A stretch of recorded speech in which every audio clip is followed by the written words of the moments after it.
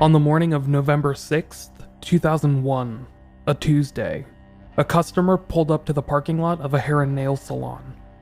This salon, called the Hair Gallery, was located off of Highway 93 in the small town of Florence, Montana. It was an isolated building, off of a regularly used but not quite busy highway in a small and scenic area of Montana. As this customer pulled into the parking lot, she saw an oddly dressed man walking out of the hair gallery. He was wearing a large black coat and what might have been a top hat, but he was leaving through the shop's front door. The customer made a mental note of this oddly dressed man, but continued pulling into the parking lot. She had a manicure appointment set up for 11 a.m., and that time was quickly approaching. She parked, got out of her car, and began making her way to the back door of the hair gallery, which she knew to be the main entrance. When this customer walked in through the back door, she was horrified to discover a body in the immediate walkway. The body, which was lying face down, was unmistakably deceased. The victim was lying in a pool of their own blood. Unbeknownst to her, there were 2 more bodies located in that salon, but she would not learn of that until later on, after the authorities had arrived to examine the scene. This customer stepped over the body in order to reach the nearby telephone, where she called 911 and alerted them to the crime scene within this small town hair and nail salon. This is the story of the Florence Salon murders. Welcome to Unresolved. I am your host, Micheal Whelan. Before I get started, I just want to let you know how you can help support the podcast. If you like what you hear, make sure to help support the podcast however you can. Word of mouth is an incredibly powerful tool, but if you want to help drive Unresolved up the charts, a rating and review on iTunes or Apple Podcast would be greatly appreciated. If you want to go even further than that and help financially support the show, you could head to patreon.com/unresolvedpod. There, in exchange for a monthly or a one-time donation, you could get access to all kinds of cool stuff, such as bonus episodes, podcast swag, and more. Once again, that could be found at patreon.com/unresolvedpod. And of course, if you want to learn how to make a one-time donation through PayPal or get in touch, you can either check out the podcast website, which is at unresolved.me, or you could just listen through to the close of this episode. But for now, without any further ado, let's turn our attention back to the grisly story unfolding in this small Montana town. Florence, Montana is an incredibly small town within a heavily forested area of the state. It is a part of Ravalli County, which itself has just around 40,000 residents. Florence, which was originally settled in the late 1800s by Irish immigrants expanding out from nearby Missoula, was originally referred to as One Horse. This was, of course, a joke referring to the area's size, seeming to disregard it as a town entirely. Florence, just like its overarching Ravalli County, is mostly white. Over 96% of the population identifies as white, which is pretty par for this area of rural Montana. The population of Florence, which has hovered at less than 1,000 for decades now, has actually decreased in recent years. Around 900 people lived in the town at the 2000 census, a number which decreased to 765 just a decade later. The only quote-unquote notable person to come from Florence, Montana was a baseball player named Jim Tyak, who served as a bench outfielder for the 1943 Philadelphia Athletics. The weather trends in this area are what you would expect from Montana at large. The area experiences all 4 seasons, with the summers jumping up into the mid-90s, and the winters dipping down into single digits or colder. This makes sense when you consider that the area appeals to those that love being outside, and the area is a prime candidate for hiking and other outdoor activities. Florence is just about 20 miles south of Missoula, Montana, and about 130 miles west of state capital Helena. It is just a short drive away from Idaho's northwestern border, to give you some idea of its place geographically. Florence also happens to be wedged between a collection of national forests, and is just a short distance away from both Lolo Peak and St. Joseph Peak. This location drives a lot of traffic through Florence, as tourists often travel from out of state to enjoy the area's wildlife, and to visit national forest for either scenic reasons or for any number of outdoor activities. Despite the amount of visitors that come through the town, Florence has continued to be the very definition of small-town America, where everybody knows everybody, and strangers aren't that common. Most of them just drive through. Many Florence residents say that it is the type of place where you don't have to worry about locking your front door, because violent crime is something that happens in other cities and towns, but definitely not here. US Route 93 runs throughout Florence, Montana, serving as the major artery that gives life to the small town. Peppered along the sides of this highway are the various shops and restaurants that support this area. One of these small shops was a hair and nail salon named the Hair Gallery, which had become a staple along the town's main strip. The store had a bright sign which illuminated its message, quote, "all about nails," to passing vehicles along Route 93. The building that the hair gallery was in had once been the Florence post office, and as such, was surrounded by windows. This meant that the interior of the shop was easily seen by anyone driving or walking by. The owner of the hair gallery, a 62-year-old named Dorothy Harris, was often described as a quote-unquote chipper grandmother who loved making crafts in her spare time. She loved creating things with her hands, as was apparent in her hobbies and her career. The hair gallery, which was closed on Sundays and Mondays, was open the other 5 days of the week.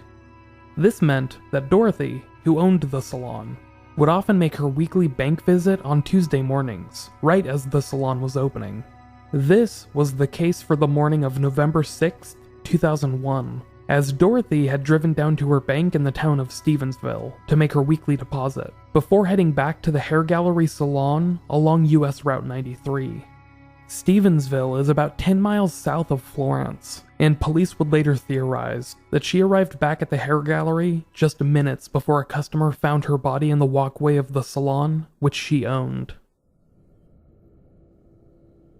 It was around 11 a.m. when a customer arrived at the hair gallery for her regular nail appointment. This is the same customer that saw an oddly dressed man walking out of the front door of the salon. A man that would become a vital component of the story moving forward. This customer walked into the salon through the back door, which she knew is the main entrance. Not many people used the front door, which the oddly dressed man had departed through.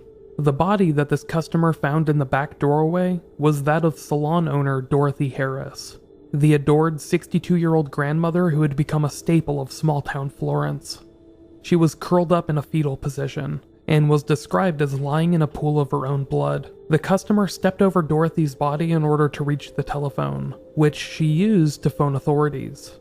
She was unaware at the time that there were 2 more bodies at the back of the salon. The 2 bodies were found in a small utility room in the back of the salon, and they were later identified to be Brenda Patch and Cynthia Paulus, 2 women that happened to find themselves in the wrong place at the wrong time. Brenda Patch was a 44-year-old woman that worked as a nail specialist for the hair gallery. Cynthia Paulus was a 71-year-old customer who visited the salon on a weekly basis. She had a standing appointment for Friday mornings, but had changed her plans in order to look nice for a University of Montana basketball game which was taking place later that evening. Police would later theorize that Patch and Paulus had been alone at the shop when an unknown attacker arrived, who led them to the utility room that their bodies would later be found in. There, they had likely been forced to kneel before their lives were violently ended. A police official would later state that the small room the 2 women were found in, a utility closet type of room, was a quote-unquote battle scene. It is believed that Brenda Patch and Cynthia Paulus were the first to be killed, and salon owner Dorothy Harris arrived back at the salon just minutes later. She was likely killed in the doorway she entered, but she suffered the same violent death. Officials would originally state that all 3 women had been killed with a sharp instrument, but they would later add a more terrifying, obscene detail. All 3 women had their throats slit, with deep incisions that created a grisly crime scene for investigators to pore over. Authorities would also state later on that the 3 women had suffered quote-unquote other injuries, but they refused to elaborate. This wasn't any kind of sexual assault, as that motive was lacking from the scene entirely. Police officials later described the crime scene as quote-unquote dynamic, without offering up many more explicit details. Investigators would later describe this crime scene as the most brutal they had ever seen. Ravalli County Sheriff Perry Johnson, who described the scene as quote-unquote horrific, said that there was a tremendous amount of blood at the scene. Quote, "Why this occurred, we simply don't know. What I fear is this could be somebody that, for whatever reason, decided this was a good day to do some evil work."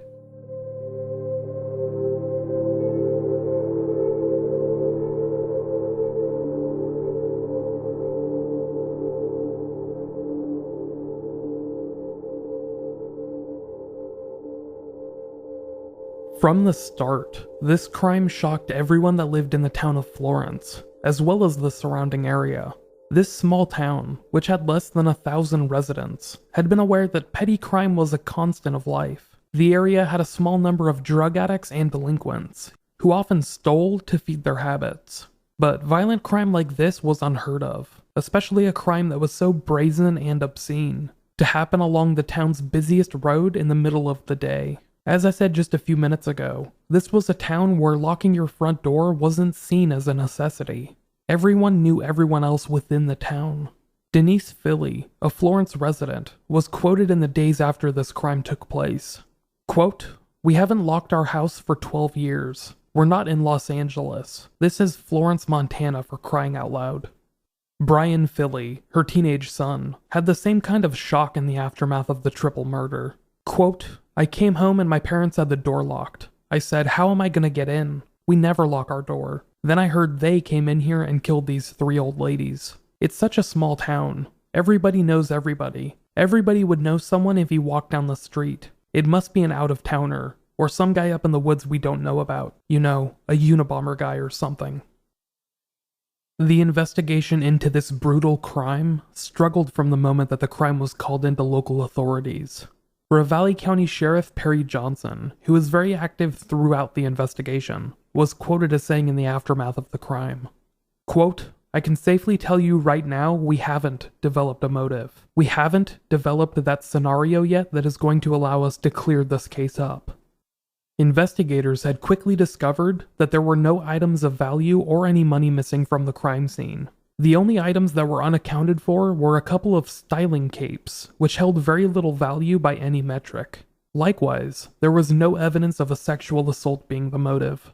Ravalli County Sheriff's investigators began looking through the personal and professional relationships of the 3 victims, Dorothy Harris, Brenda Patch, and Cynthia Paulus, but could find nothing that stood out to them. They looked through financial statements, insurance and telephone records, and collected DNA samples, as well as palm prints, from a number of family members, friends, and other acquaintances.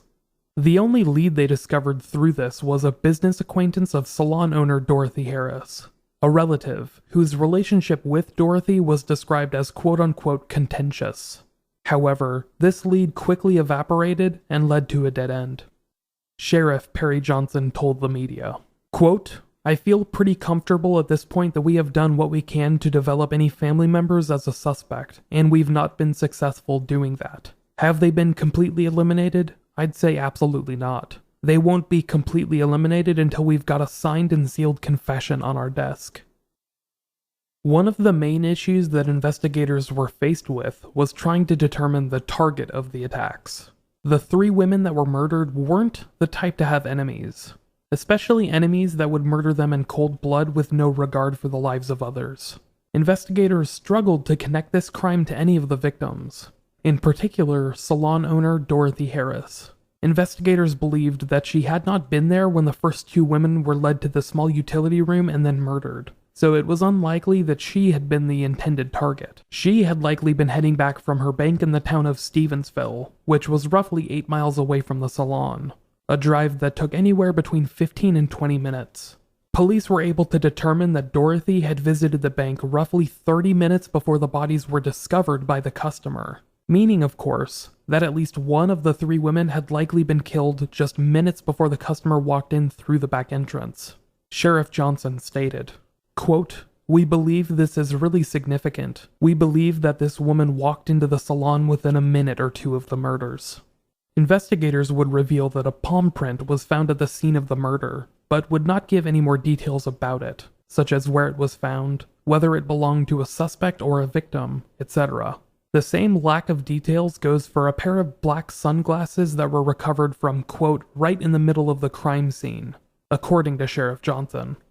Police would reveal an image of the glasses, but authorities would not state where exactly the glasses had been found, deciding to keep certain details from the crime scene close to the chest. Sheriff Johnson said, quote, I think it's one of those situations where we just don't want to disclose some of the things that we need to hear from a viable suspect or from a viable witness.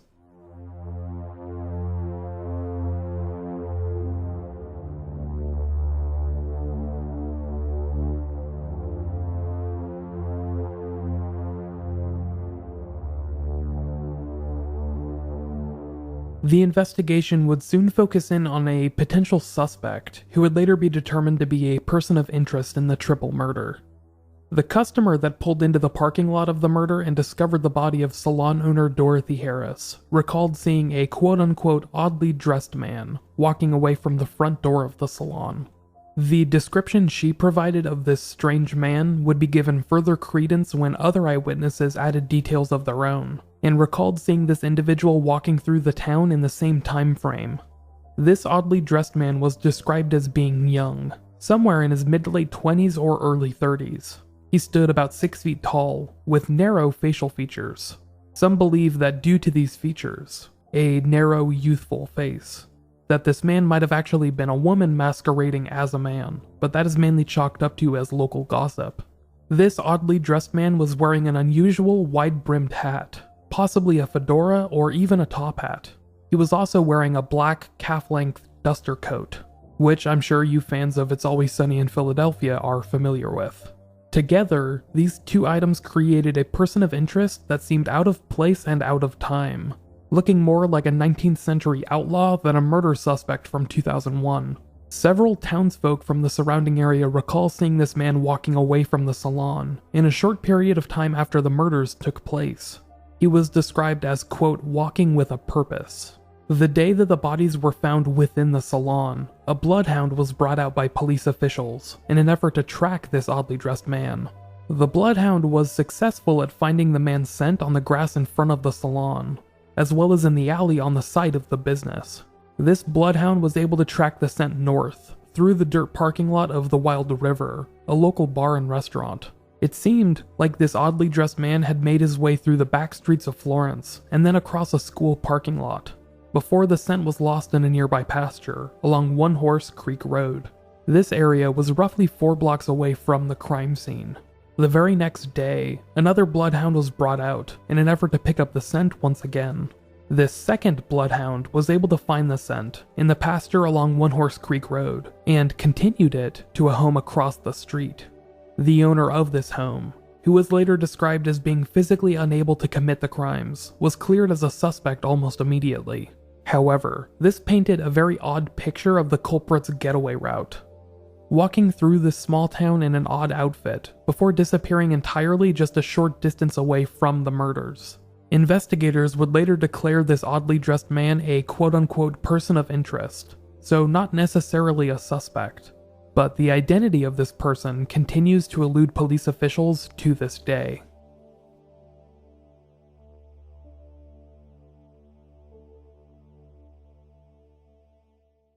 The Ravalli County Sheriff's Office handled the case from the jump, and have been credited in the years since for being open-minded throughout, and reaching out to other authorities in an attempt to catch the killer. In the immediate aftermath, the Sheriff's Office reached out to members of the FBI, the U.S. Attorney's Office, the DEA, the U.S. Marshals Service, as well as other local law enforcement agencies for assistance. Sheriff Johnson stated that this was a common practice for him and his department, who often tried to court those whose opinion differed from their own, as it added to the strength of the investigation. Quote, I've been wrong before. I would never discount their opinions, and I think that it lends itself to a more successful investigation. The fact that people have the ability to speak their mind. Just because I'm the sheriff doesn't mean that I'm right. I don't have a crystal ball. On this podcast, I normally cover cases where police departments stonewall other investigators and researchers, so it's refreshing to read about a case where investigators and officials remained open-minded throughout. The Federal Bureau of Investigation was called in to help Ravalli County officials create a profile of the potential killer. Sheriff Johnson stated that this profile was helpful in trying to assist their search, but didn't really help in trying to pin down anyone specifically, simply because the area was full of hunters and outdoorsmen. As such, it was rife with similar personality traits as this potential killer. Quote, "It may be somebody with efficiency, who has training, but it may not, and they were very adamant about that. It doesn't have to be someone with special training, just someone who was invested, and who was a cool, calm person to begin with. That might be one of those personality traits." Jerry Crego, a retired police captain from the Missoula County Sheriff's Office, assisted with the investigation in the early months. He stated about the profile developed by the FBI for this case. Quote, "I've used profiles, and they're pretty fascinating. The problem, though, in the end, is that they don't have the name of a suspect at the bottom. You still don't have anybody to arrest." By the end of 2001, the Salon triple murder was already on its way to becoming a local legend. It had changed Florence, possibly forever. The illusion of safety in this small sylvan town was damaged beyond repair. The month after the crime took place, in December of 2001, the case was featured on an episode of America's Most Wanted. Over the next several months, investigators and officials working the case, primarily within the Ravalli County Sheriff's Office, became split down the middle. Those on one half believed that the murders were perpetrated by someone familiar with at least one of the victims. Their thinking was that the usage of a knife suggested intimacy and familiarity with one or more victims, and generally featured some kind of personal motive. Sheriff Perry Johnson was a fan of this theory, stating, quote, "With a knife, you put your hands on people. It doesn't give you the ability to be a bystander at your own crime. You have to be personally invested. It's a whole different element than with a firearm."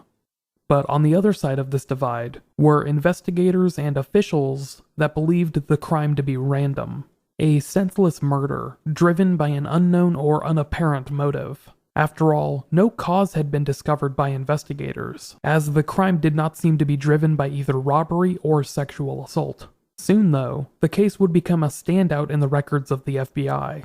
Officials there struggled to find any other similar crimes, which took the lives of 3 or more victims and had no apparent motive.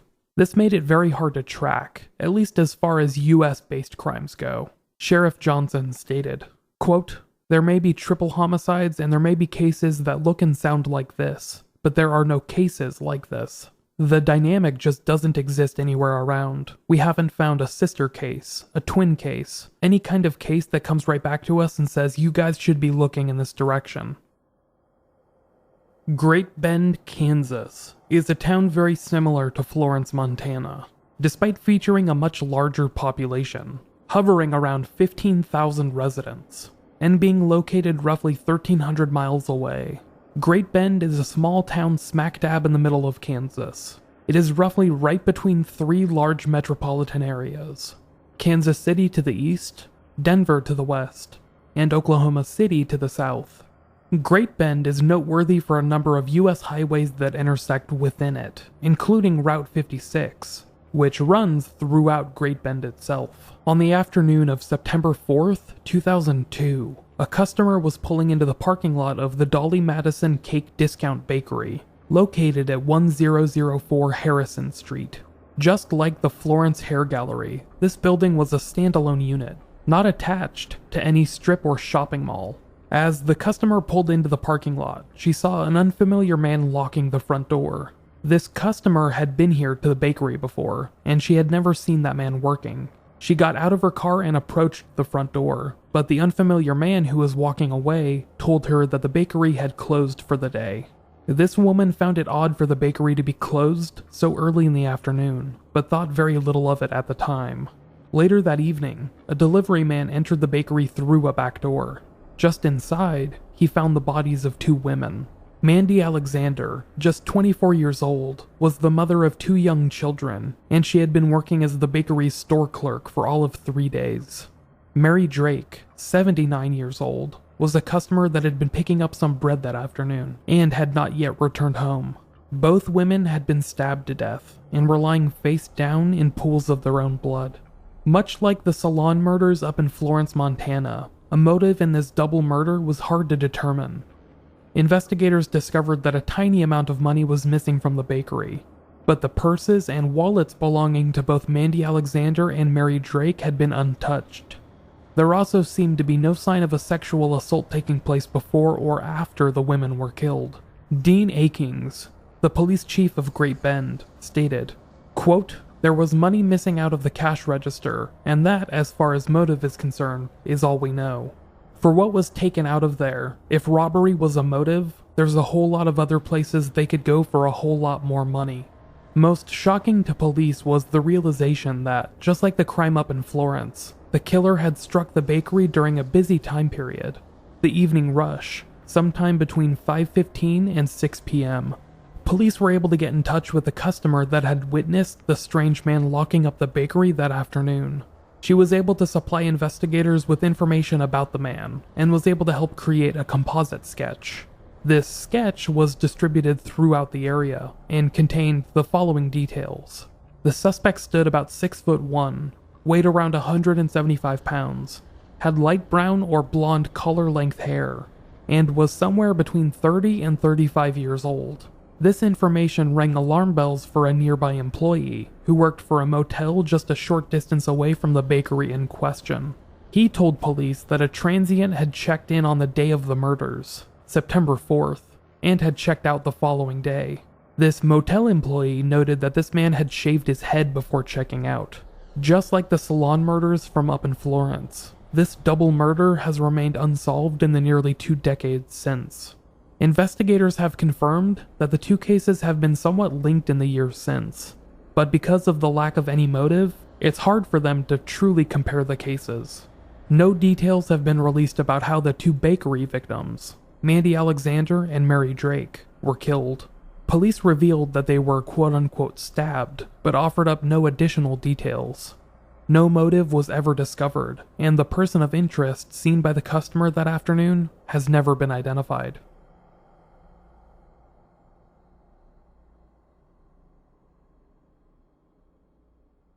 Over the next few years, the triple murder in Florence continued to plague local investigators.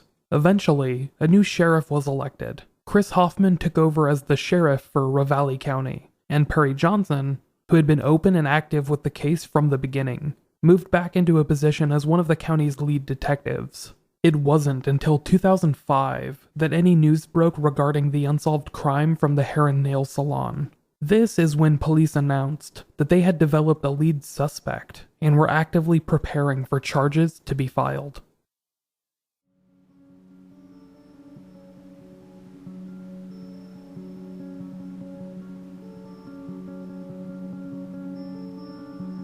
Brian Walter Weber, who had been born in Arizona, grew up in Florence, Montana. At the time of the murders, in 2001, he had been living in Nampa, Idaho, a city near Boise, roughly 375 miles away.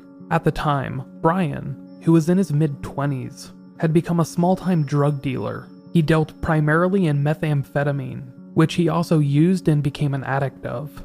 Because of this meth addiction, he began slipping into a world of not only crime, but violence. Those that knew him described him as a violent man, who began committing petty crimes to help support his habit, such as robbery and theft. However, in his words, quote, "I would never kill someone." During the first week of November in 2001, at around the same time that the triple murder took place, Weber visited the area of Missoula with a girlfriend of his. This girlfriend, at one point, had a restraining order against Weber for domestic violence, but they had apparently made up at this point in time. Weber said that they made this trip for business, relating to drug dealing, but this visit would put him on the map of investigators. Just weeks after the murders took place, in November of 2001, Weber was contacted by local police officers down in Nampa, Idaho. It was Thanksgiving Day when he was called and asked if he would mind coming in to cooperate with investigators and answer some questions relating to the Florence Salon murders from a couple of weeks prior. Weber agreed to the interview, as well as agreeing to give up a sample of his DNA and allow a search of his van that he had been driving. Quote, They asked me if there was any reason why my DNA would be in that building.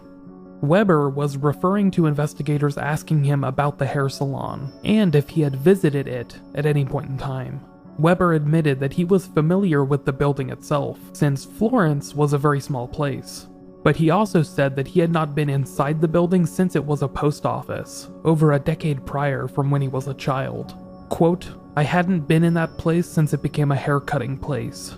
Years later, Brian Weber would admit that he was high on meth during that police interview, and he could not remember how or why investigators had originally suspected him in the murders.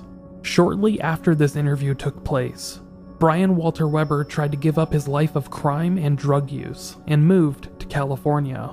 However, within months, he had returned to Montana, where he began dealing drugs once again. In November of 2003, Brian Weber was arrested for brutally assaulting a man named Keegan Strelnick in what was described as a meth deal gone wrong. Weber was charged with beating Strelnick alongside an unknown associate until, quote, "the two apparently got tired of assaulting him." Weber's bail was set at $100,000, and his official charges were listed as aggravated burglary and aggravated assault. In May of 2004, he accepted a plea deal, which downgraded his charges to felony burglary and misdemeanor assault, and gave him a 3-year sentence of probation. Jennifer Clark, the deputy Missoula County attorney, said that federal investigators had expressed a personal interest in Weber's case, and had urged for her and her office to try and keep Weber locked up for as long as possible. Quote, "They were very, very interested in making sure he stayed locked up until they could indict him." The reasoning for that became very clear just a month or so later, when Weber was charged with more crimes in July of 2004. These new charges included possession of dangerous drugs with intent to distribute, but he would later be linked to 2 large-scale meth operations. In December of 2004, Weber was convicted in a U.S. District Court of conspiracy to distribute methamphetamine, with his sentencing set for the following year. He was facing some serious jail time, with the possibility of spending at least a third of his life behind bars, if not more. In May of 2005, Weber's sentencing came to a close, and he was given 24 years and 3 months in federal prison for this most recent conviction. And because of the stringent laws in the US for drug felonies, it was looking likely that he would end up serving most, if not all, of that sentence. It was at around this time that an anonymous source began communicating with a local paper, the Missoulian. This anonymous source stated, in regards to the active state of the triple murder at the Florence hair salon from nearly 4 years prior, quote, "They've got the guy locked up, so there's no real hurry. They've got the time to make sure they've got it all right before they can go ahead." It was later in this year, November of 2005, that Weber's name officially surfaced as a suspect in the hair salon murders. Weber, who was then identified by his prison number, 08347-046, was a major component of the Ravalli County's investigation into the murders, as they explored links between organized crime, namely drug traffickers, to the violent murders of Dorothy Harris, Brenda Patch, and Cynthia Paulus. Brian Weber, who had been singled out due to alleged remarks he had made to 2 separate sources in prison, was being investigated as the main culprit, and now the entire area was aware of the investigators' interest in him for the violent crimes. Weber, who pled his innocence, told the same paper that outed his identity, quote, "The bottom line is that I've done a lot of bad things, but I never did those murders." Throughout 2006, the saga regarding Brian Weber continued to unfold, this time from behind bars. Ravalli County officials had enlisted the help of an inmate from a Missoula County jail to assist them in their investigation. This inmate, named Perry Willingham, had been arrested in October of 2005 on suspicions of making methamphetamine in his hotel room, as well as forging legal documents. Since his arrest, he had been cooperating with Ravalli County investigators and had been feeding them information about Weber. A listening device was installed in a jail cell that the 2 men shared, and he was supplying them with extra statements allegedly made by Weber himself. However, word of his involvement in the ongoing murder investigation had made its way back to Weber, and this inmate, Perry Willingham, alleged that Weber made threats against his own life. As such, he asked to be moved to a jail in Ravalli County, but had to be asked for another move when he became aware of Weber's connections in that jail as well. This prison drama was undercut by another major development in 2006, when Brian Weber received some good news. Due to some legalities exploited by his lawyers, one of the 2 convictions from the year prior was dismissed, and his 24-year sentence, which was very unlikely to see an early parole or release date, soon became a 10-year sentence with much more lenient parameters. The timeline that investigators had created for themselves in the Florence triple murder was now looking much more rushed, and they began putting together their entire case against Weber for the triple murder in a hurry. Before I move forward in the story, I'm going to back up just a bit and tell you about another main player in this story moving forward. Lincoln Christopher Benavides was born in Idaho and abandoned by his father as a child. He lived with his mother and a sister, but began using drugs at the age of 9, which would begin a lifelong struggle with addiction. In his early teenage years, he became the sole caretaker of his younger sister, and the 2 of them lived on the streets for a period of time. Benavides got into his first legal trouble at the age of 13, and that jump-started his long life of criminal entanglements. At the age of 17, Lincoln Benavides moved into an Idaho foster home, run by a woman named Donna Eliason. Eliason, who had cared for over 200 children as a foster parent, said that she had a special bond with Benavides and hoped for him to turn his life around. Quote, "When he came to our house, he was standoffish, and as he stayed there, he tried hardest of all the boys to make a difference in himself. He came not knowing what to expect, and he left with a dream." Unfortunately, Benavides had a number of mental and emotional issues, and his dream of being a better, more successful man than the father that had abandoned him became corrupted by his personal demons. He began selling drugs as a young adult, eventually moving on to head a small drug syndicate that sold meth across Idaho and Montana. This is where he came in contact with Brian Walter Weber, whose life he has been linked to in the years since.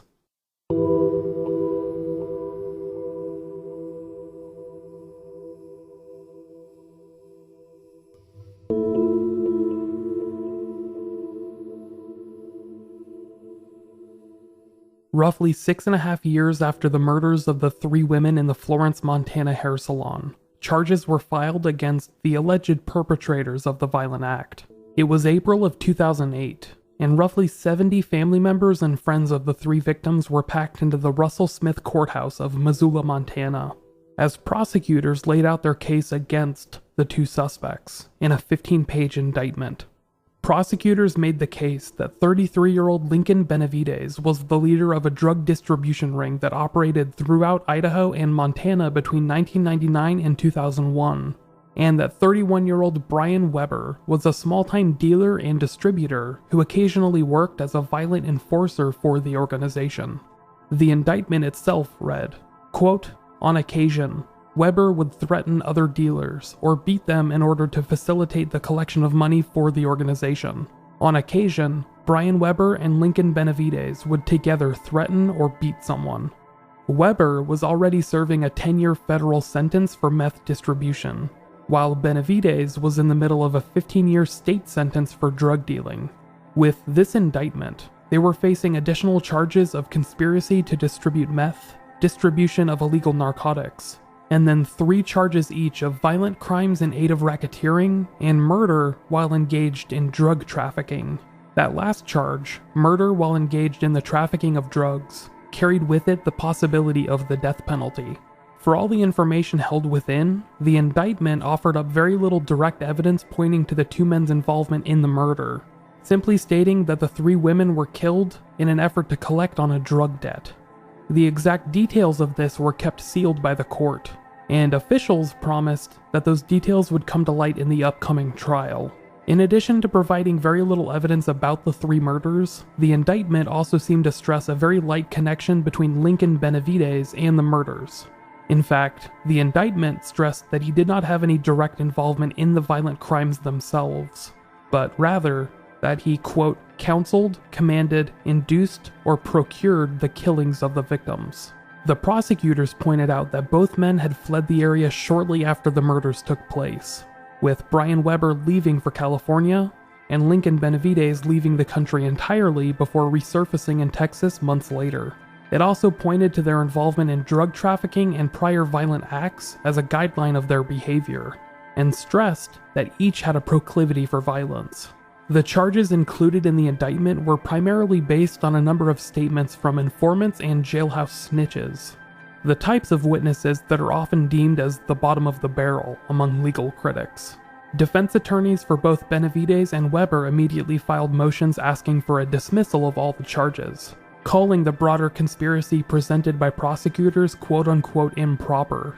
These defense attorneys also accused the prosecution of quote outrageous government misconduct, pointing to a number of borderline illegal acts perpetrated against Weber and Benavides while they had been in prison, including invasions of privacy and a disregard of their constitutional rights.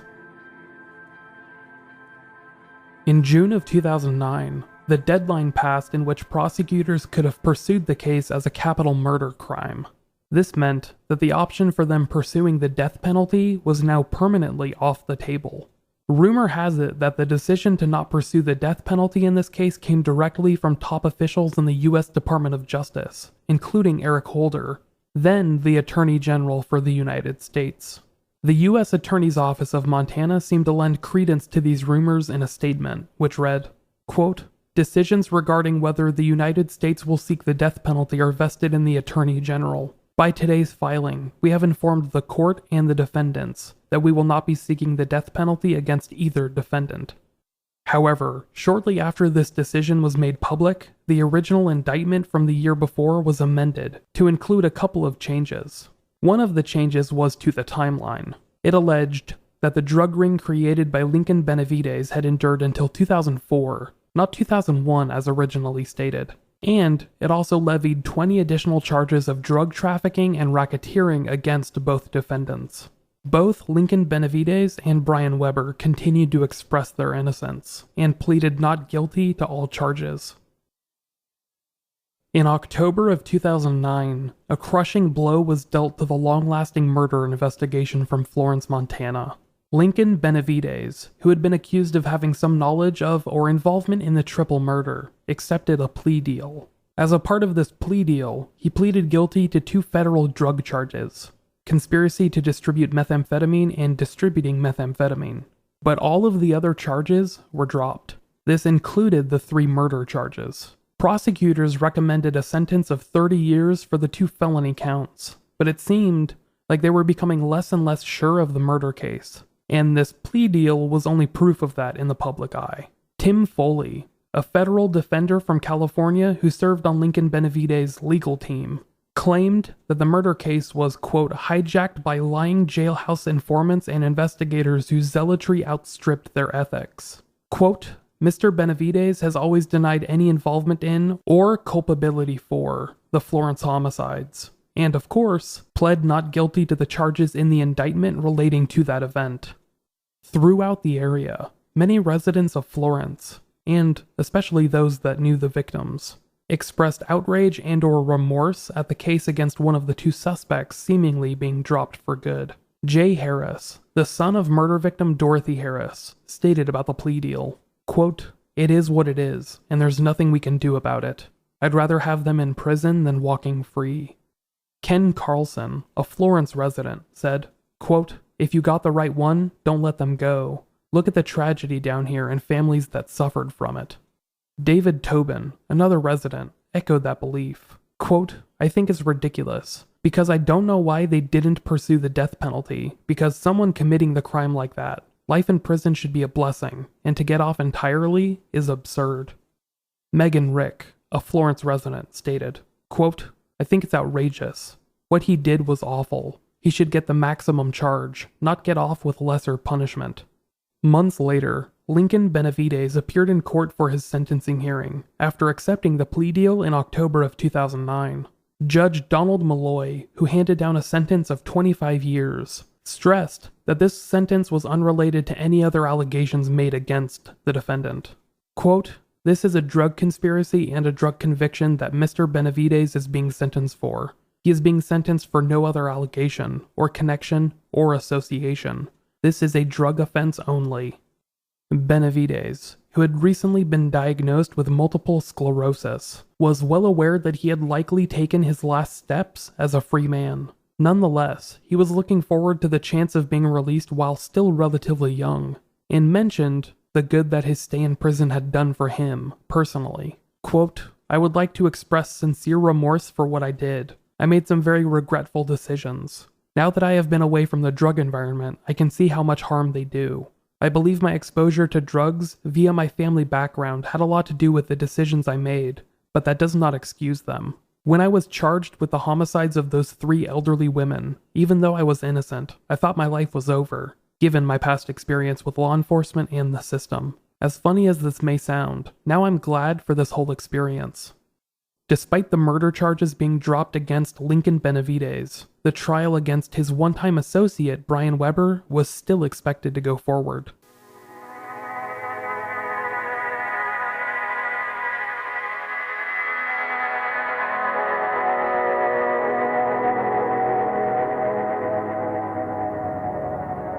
In December of 2009, following the plea deal accepted by Lincoln Benavides, lawyers for Brian Weber filed legal motions to have the murder charges against him dropped. Their attempt was unsuccessful, but was able to have 2 of the federal drug charges filed against him dismissed. This was exposed to being an issue with the statute of limitations, as the charges had been filed in October of 2006, when he was still in prison for his 2004 conviction. But they were not unsealed until nearly 2 years later, in April of 2008. As such, the charges were no longer valid. In the legal motions filed at the tail end of 2009, Brian Weber alleged that the charges against him were based on, quote, "a whole bunch of hearsay from fellow prisoners." And, sadly, he wasn't too far away from the truth. On January 22, 2010, federal prosecutors filed a motion to dismiss all of the remaining charges against Brian Walter Weber. In this motion, they stated that, quote, "the government cannot prove beyond a reasonable doubt," unquote, that Weber was responsible for the violent triple murder. It came to light that the only witness that could provide a motive for the crime, a woman named Emily Ross, had passed away in 2008. The rest of their witnesses, who consisted of jailhouse snitches and drug-using informants, were deemed to have a number of credibility issues. Issues which would have exposed the fragility of the prosecutor's case if it went to trial. Joseph Thagard, an assistant U.S. attorney, also stated that new evidence had been provided by the defense, which seemed to undermine the state's case. This evidence led them to believe that Weber might have actually been out of state when the murders took place. It was noted in the press that the charges against Weber were dismissed without prejudice, meaning that the door was left open for future charges to be filed if the U.S. Attorney's Office could gather up more evidence. But for now, Weber was able to prepare for freedom. Al Avignon, a lawyer that was part of Weber's legal team, stated, quote, "The case is done, and it might be done forever. It has been our contention from the beginning that Mr. Weber is in fact innocent, and we are extremely grateful that the charges have been dismissed." Ravalli County Sheriff Chris Hoffman stated about this development, quote, "The case is not closed, and we remain committed to the families of our victims and our community to bring a successful resolution to this investigation. We will continue to apply the resources of this office to that end, no matter how long it takes. The Ravalli County Sheriff's Office will continue to work with all of our law enforcement partners. We will continue to investigate all information that becomes available for further follow-up. This case will remain open until it is resolved."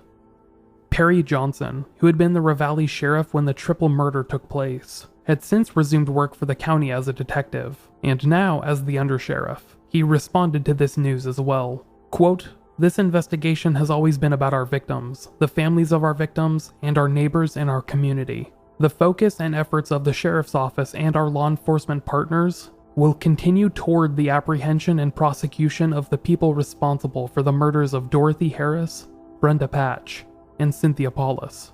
They won't be forgotten."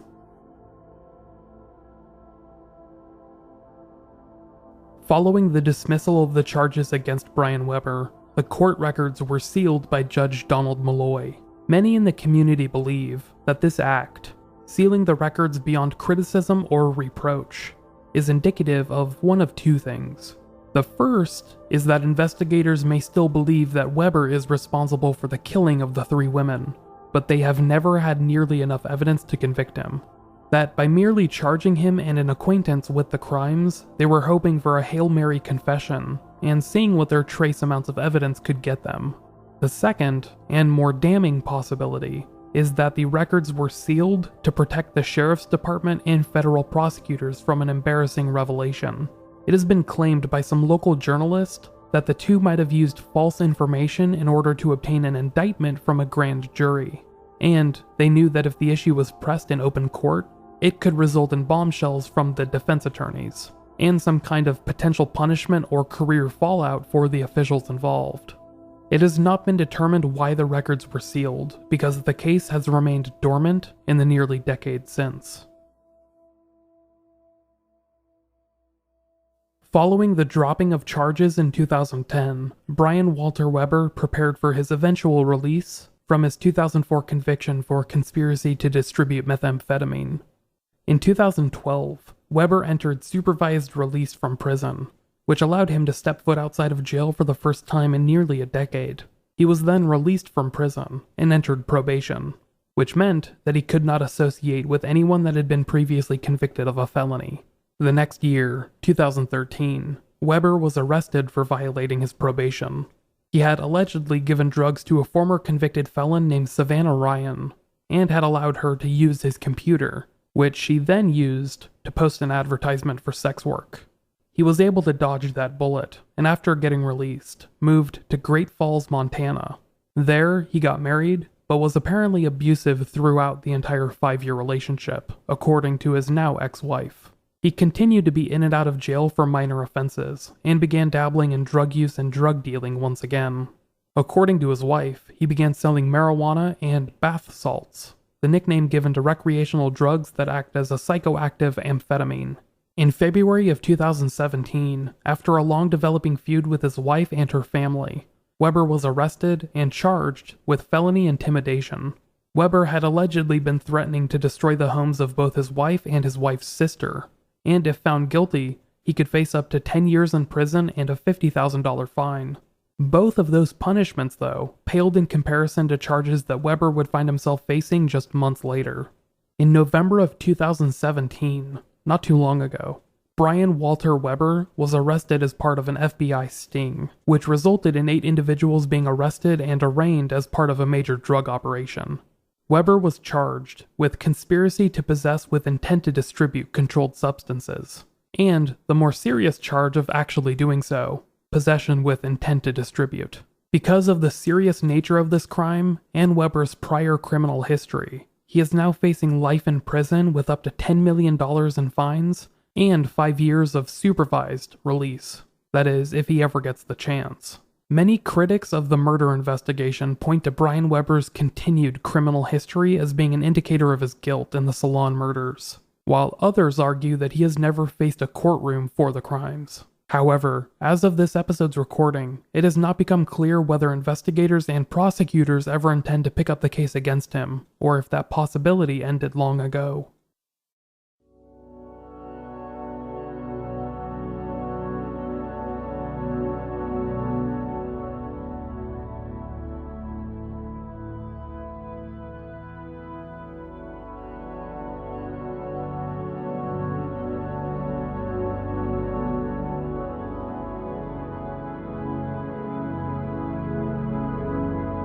The November 6, 2001 murders from Florence, Montana continue to elude investigators. The potential involvement and prosecution of Brian Walter Weber and Lincoln Benavides is seen as a major detour in the criminal investigation, which ended up in a dead end, but it did derail the case for a long period of time. Investigators have struggled to revive the case since, and have made no apparent progress over the last several years. The triple murder from the hair gallery continues to stand alone in FBI records, with other similar cases of 3 or more murder victims having some kind of apparent motive. This case has been linked to other similar crimes, such as the 2002 double murder in Great Bend, Kansas, which I detailed earlier in this episode, as well as a 2005 triple murder from Belleville, Illinois. But that case seems to have a much more apparent motive, in addition to having a number of suspects from that area. Bill Buzzell, who was the undersheriff for Ravalli County at the time of the murders, expressed remorse at the difficulty of the case, as investigators tried to crack it. Quote, "I've worked a lot of homicides. It always amazed me what it takes to solve one. Sometimes just the little detail, and sometimes it's just handed right to you." Undersheriff Buzzell also expressed serious remorse for the victims, and how he struggled not to take the crimes personally. Quote, "It's hard for me not to personalize it. When you're invested in the community, it's tough not to. Nobody deserves to die like that. Nobody deserves what those people got. I don't think I've had a 3-hour block of time that I haven't thought about it." Perry Johnson, the law enforcement officer that worked the case as both sheriff and lead investigator, has expressed similar remarks.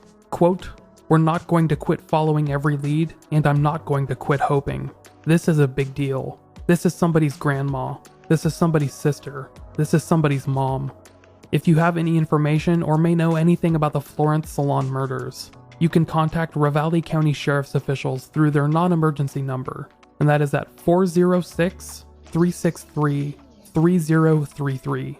It has been nearly 17 years since the town of Florence, Montana was forever changed by the tragic events of November 6th.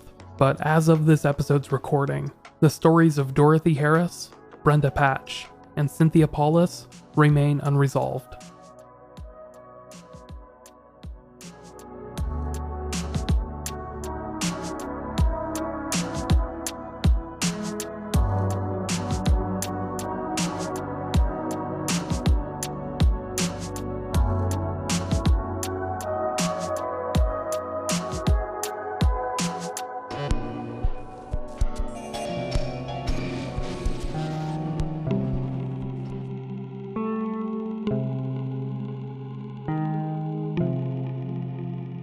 Thank you for listening to Unresolved. If you want to stay in touch with the podcast or myself, you could follow along with our social media accounts on Facebook, Twitter, and Instagram.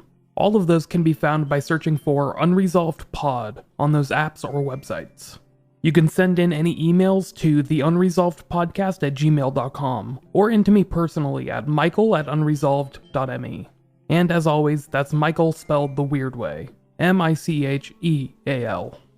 You can also call into the podcast phone line to leave a voicemail, or send in a text at 831-200-3550. Once again, that's 831-200-3550. And if you want to find any information I've just told you, or check out the transcripts and sources of each episode, you could find the podcast website at unresolved.me. Once again, that's unresolved.me. Also, if you want to help support the podcast, make sure to check out patreon.com/unresolvedpod, where you can get access to some pretty cool perks and help financially support the show. If you don't want to sign up on Patreon, you could send in a one-time PayPal donation to the podcast tip jar by using the email address of theunresolvedpodcast@gmail.com. Any amount of support is appreciated, whether it be financial, via iTunes or Apple Podcast ratings and reviews, or simple word of mouth. I appreciate each and every one of you simply listening to the podcast, so any support you could offer is just so damn appreciated. Thank you all so much for doing so. That's it for me this week, folks. I'll talk to you all very, very soon. Take care.